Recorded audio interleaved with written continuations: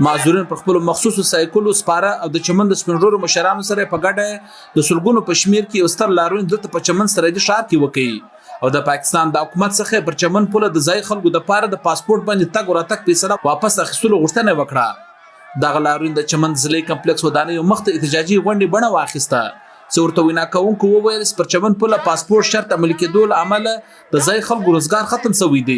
نن دوی مجبور شوي دي چې احتجاج کوي.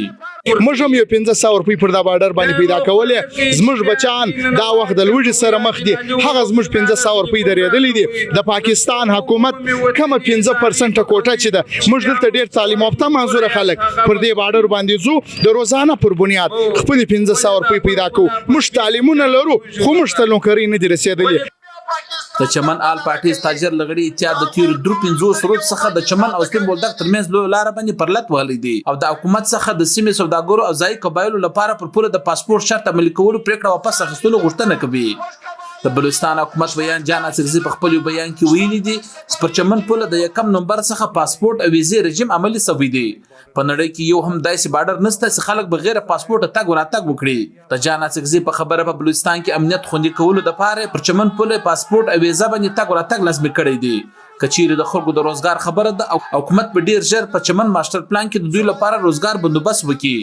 خو د سیمې خلک او سوداګر وایي پر چمن پوله یوازې ځای خلکو د پاره دوی دغه اسانتیا غواړي چې پاکستان د ازادي مخکې څخه هم دوی پر دغه پوله آزادانه تګ وراتګ کوي. پر دې ډیورنډ کرښه پر دې دروازه باندې چې دوی کم پاسپورت لاګو کړی دی یا کم روزګار بند کړی دی نن چې کم سیلابي ریلي راوتلې ده او صرف خالي معذورین او سپینږیري راوتلي دي نو موږ د حکومت بالا او کامه سمج دا خواست کړی دی چې دغه دریمه مظاهره ده چې موږ هغه درېیمې مظاهرې سه میلیون مارچ ګسه جوړ سي نو میلیون مارچ جوړ سي پر خپل حقوقو باندې. په دغه احتجاج کې شریک سپینږیري مشران وایي چې د دوی د بچانو روزګار بندېدو له امله نن په کورونو کې خوراکي توکي ختم شول. نه کمپنۍ شته نه یو کاري شته نه یو دغه شته د دې ګردو خلکو دغه دی چې بس دغه بارډر له سهار ولاړ شي چې 1500 مندلې څوک د دکاندار سره مزدور څوک یو کاټن اړولی څوک دغه غوټه په شار اړولی نو دلته دغه کې دغه کار دی بل کومه د کمپنۍ شته. په دغه لارون کې شریک مشران وویل خپل بچانو دوی په دغه لارون کې راوستلو یو وجه دا ده چې دوی کاروبارونه د بارډر د بندېدو له امله درېدلي دي. موږ بېوسه دغه خلک یو نه تجارت لرو نه روزګار لرو نه بل بېله غیر دروازې یوه دروازه ده زموږ د تګ و راتګ دغه دروازه ده موږ یې غواړو د دا حکومت فیصله چې دا موږ نه منو.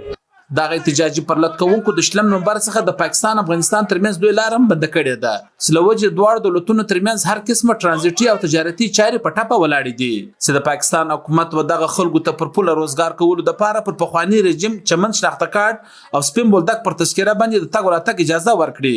خو پاکستان حکومت د 1 نومبر څخه پاسپورت او ویزې باندې تګ راتګ خپله پریکړه عملي کړې ده. نعمت الله سرحدي وی ډیوا ټي وي چمن.